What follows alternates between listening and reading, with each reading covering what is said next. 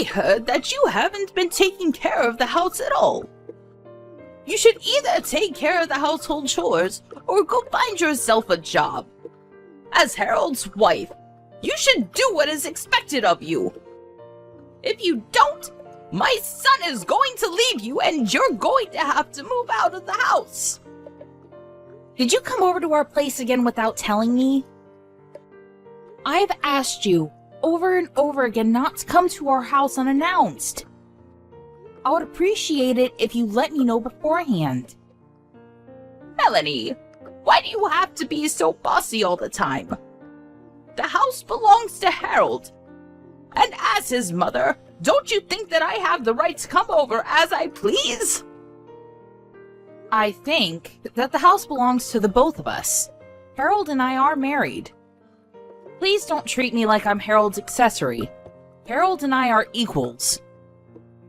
I just don't understand why you're so hostile towards me. I know what you're thinking. You're only after Harold's money and assets. As his mother, I'm going to do everything in my power to stop you. I don't know why you're so paranoid. I'm not after Harold's money. You've got it all wrong. And I'm sorry to say this, but Harold doesn't have much money or assets.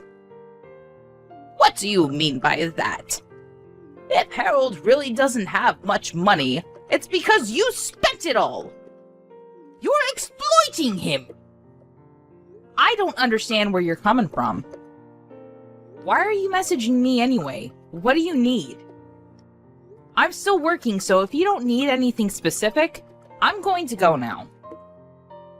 Harold told me that you don't do any of the household chores, which is why I've been coming over to the house when I can. I've been making him dinner. I prepared many things today so that it will last a while, and so that Harold doesn't have to worry about making his own dinner. I made the meals for Harold, so please don't eat them yourself. You really didn't have to go through all that trouble, but thank you anyway. Harold has a lot of time on his hands, so I'm sure that he has more than enough time to help out around the house and cook meals himself. How can you say such a thing? Harold works until midnight every day. You don't seem to understand that he works really hard. I feel sorry for him. He works hard and then his wife spends all his hard-earned money. What you're doing to him is truly unforgivable. I think this is all a big misunderstanding. I'm not using any of Harold's money. It's the other way around. We're both living off of my earnings. I think it's about time you saw the truth about your son. He's not as perfect as you think. You should sit down and talk with him. Harold told me not to take your words seriously. Did he really say that to you? He did, and I believe what he tells me. I'm not going to allow you to continue to live off Harold's hard-earned money. He deserves better than this. How about you try to be a better wife to him? I'd like to say the same thing to him. Harold hasn't been a very good husband to me. Harold works until midnight every day. What more do you want from him? Don't you care about his health and well-being? You should treat him with a little more respect. Okay, fine. If you agree with what I'm saying, you need to start behaving the way that I want you to as well. I realize that this is just a waste of time to keep on talking to you like this. A waste of time? I'm busy with work now, so please stop messaging me. Bye. Oh, and please let me know in advance the next time you plan to come over to our house.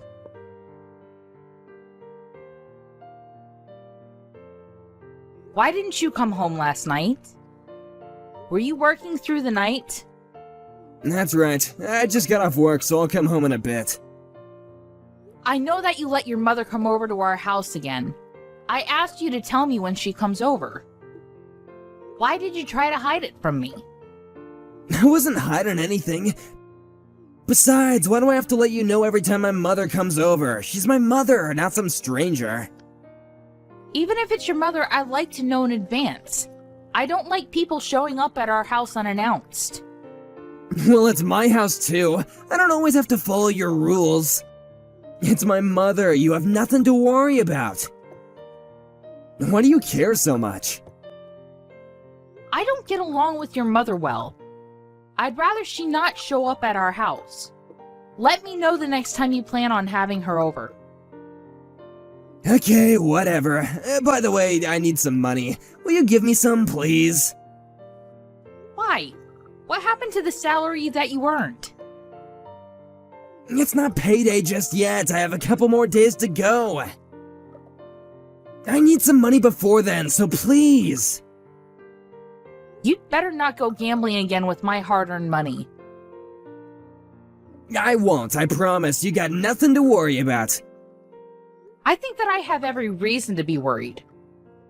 I won't forgive you if I find out later that you used my money on gambling. I need $1,000. I am not going to give you such a large amount of money. I'd like to make some time to sit down with your mother and talk, the three of us. I can't continue to go on like this. I need to go. Later.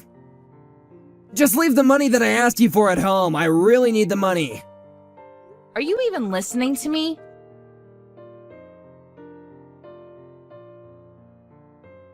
I felt so bad for Harold, so I did the best thing that I could for him as his mother. Please don't try to control him anymore. What? I realized after going to your house a couple of times, Harold needs me more than he needs you. I don't understand where this is coming from. What are you talking about? I want you to pack up your things and move out of the house. I can't have you living off Harold's anymore like some parasite. You're not making any sense to me right now. Tell me what's going on. I need you to explain it to me. You guys are divorced now. What the hell? Why am I hearing about this from you and not Harold? I found the divorce papers at your house, so I took the liberty of filing them for you. It's what you wanted, right? Seeing that you had the divorce papers filled out and ready. Does this mean that you went into our bedroom and went through our stuff? How could you? You're right. I did have the divorce papers ready. I knew that things with Harold and I weren't going well, and I wanted the option of ending our marriage if it ended up being the case.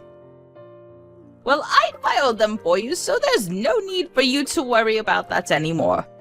You and Harold are back to being strangers now. That's why I'm asking you to pack up your things and move out. I cannot believe that you filed the divorce papers without asking our permission. What you did is ludicrous. I didn't expect you to take things this far. Well, I couldn't bear to see Harold so unhappy in his marriage anymore. You should be grateful that Harold put up with you for so long and let you stay in his beautiful home. It's now time for you to leave. I don't understand why you're so self-righteous. Are you sure that you made the right choice here? Harold is going to be the one to suffer if I leave him. I'll be just fine on my own. You're going to regret the fact that you filed those papers. I'm not going to regret anything.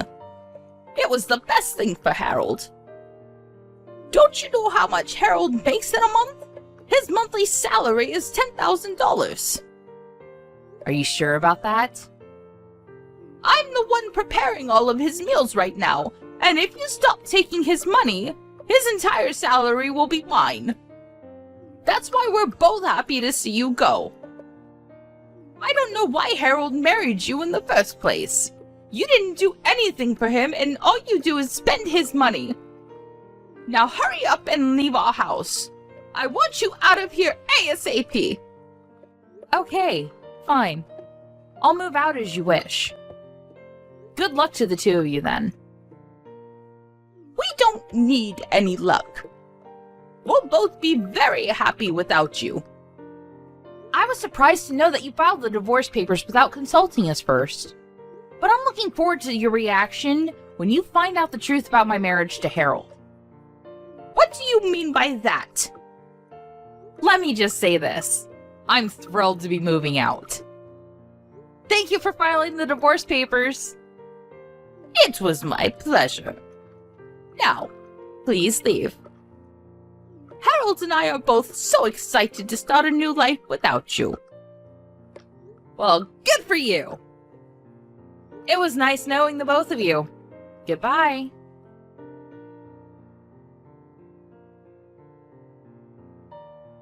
Melanie, may I have a word with you? There's something that I want to check with you. I'm sorry, but I have nothing to say to you. Bye. Wait a second. There's no need for you to be so rude to me. It's about the rent. What about the rent?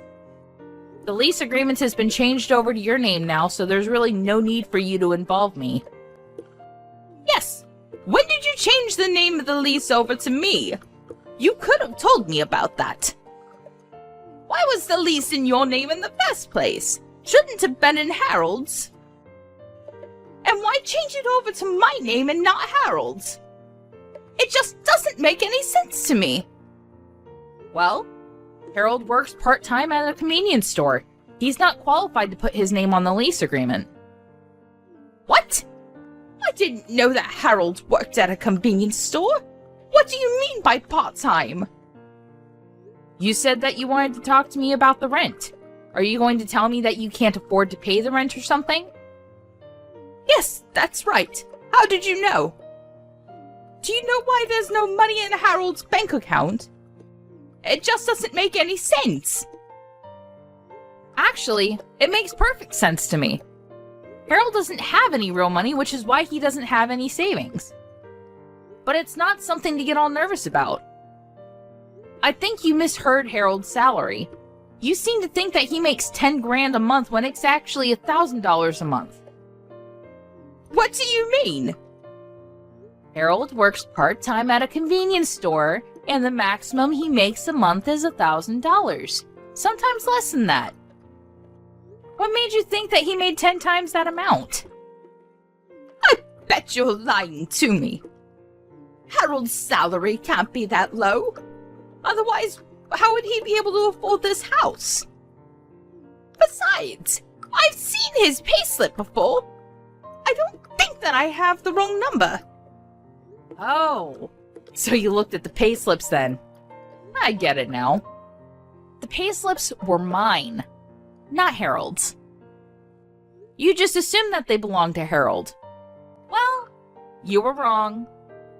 Those payslips were yours? Yes, that's right. I was the breadwinner.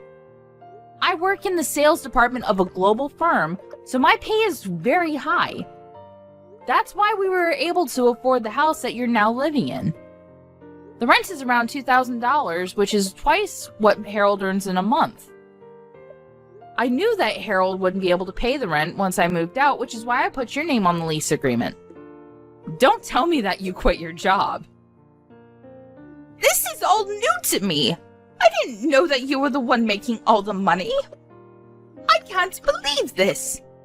How are Harold and I going to pay for our living expenses then? There's no way that the two of us could live off the $1,000 that Harold brings in each month. I thought he made 10 times that amount, which is why I quit my job.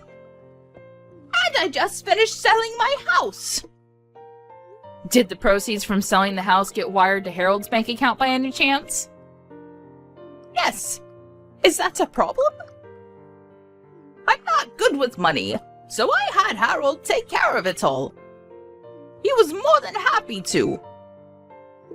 Well, I bet he's gambled all that money already. What? I have a stable job, and I have no money troubles like Harold. I didn't need him in my life to live happily. Harold used to have a good job, but then he embezzled some money and got caught. He was penniless after he paid the company compensation for the damages caused. He was also fired from his job, naturally. After that, he started gambling and borrowed money to go to casinos. Now, He has a lot of debt. When we were still married, I helped him out with his money troubles, but now that we're strangers, none of this is my concern. Why am I only hearing about this now? When did Harold start gambling, and why didn't you tell me? Well, he recently started working at that convenience store, and I thought that he was trying to better himself, but he's been going to casinos in the mornings when he isn't at work. Basically, he's using all his money on gambling. He hasn't changed his old habits. Casinos? You were so proud of Harold for working so late at night. But it's just at a convenience store and he isn't making the kind of money that you wish for. Harold isn't working long hours. He's simply in charge of the night shifts at the convenience store. I work much harder than he does and I get paid well too. I'm sure that there are college students out there that are making more money than Harold. I wish you the best of luck with everything. It seems that I had it all wrong. That's what I've been trying to tell you all this time, but you wouldn't listen to me. I'm sorry that I didn't take you seriously before. I'll pay more attention to you now. So would you please forgive us and come home? I realize how much you've been doing for Harold and I. It would mean a lot to me if you moved back in with us. And I'd really appreciate it if you could help pay the rent of this house. Why in the world would I do that after the way you treated me? No way! It is too late to try to be nice to me. I know that it's just an act and that you're only after my money. I already moved into a fabulous new place and I am very happy living on my own. I can't believe that I used to live with Harold. Life on my own is so much more comfortable and enjoyable. I should have divorced him sooner instead of waiting for you to file those papers. I'm very grateful to you for filing those papers, though. So thank you for taking care of it. You don't need to thank me for that. It'd make me much happier if you got back together with Harold. You used to be married to him. Don't you worry that he doesn't have enough money to live off of? I don't know what to do. How am I supposed to pay for everything?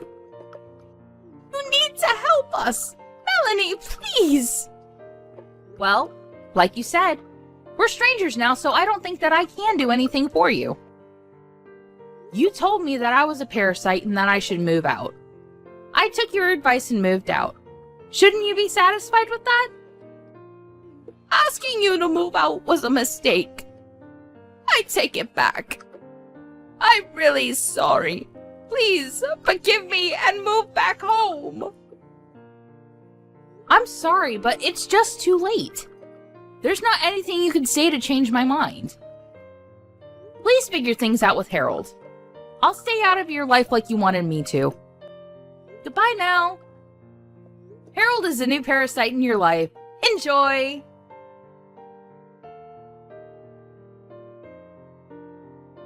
After her conversation with Melanie, Helen confirmed with Harold that Melanie was telling the truth. And as Melanie had predicted, Harold had already spent the proceeds from selling Helen's house on gambling. The money was gone. So Helen no longer had the money to buy back her old house even if she wanted to. For obvious reasons, Helen and Harold were not able to afford the rent of their current home and had no choice but to move out. They even had to pay a penalty fee to the landlord because they were late in paying the rent. Helen and Harold ended up on the streets, and although Helen had hoped to live a happy life using Harold's money, she ended up living a life of despair. It doesn't seem like it would be easy for either of them to get stable jobs.